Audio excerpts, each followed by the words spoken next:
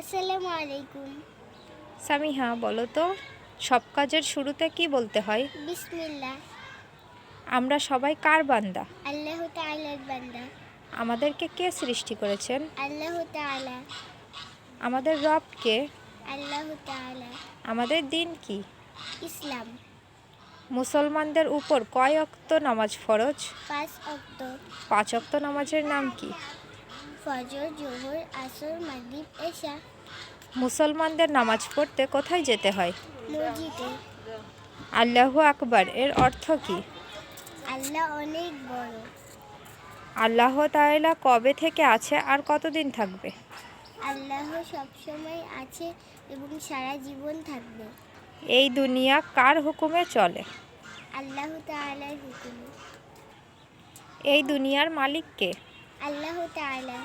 আমরা কার ইবাদত করি? আল্লাহ তাআলার। আমরা কিভাবে আল্লাহ তাআলার শুকর আদায় করব? আল্লাহ তাআলার ইবাদত করে। আল্লাহ তাআলার কি কোনো শরীক আছে? না, আল্লাহ তাআলার কোনো শরীক নেই। দিন আর রাত কে বানিয়েছেন?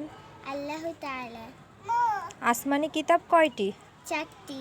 আমাদের শেষ নবী কে? হযরত মুহাম্মদ সাল্লাল্লাহু আলাইহি ওয়াসাল্লাম।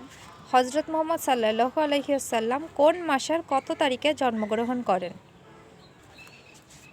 রবিউল আওয়াল মাসের 12 তারিখে।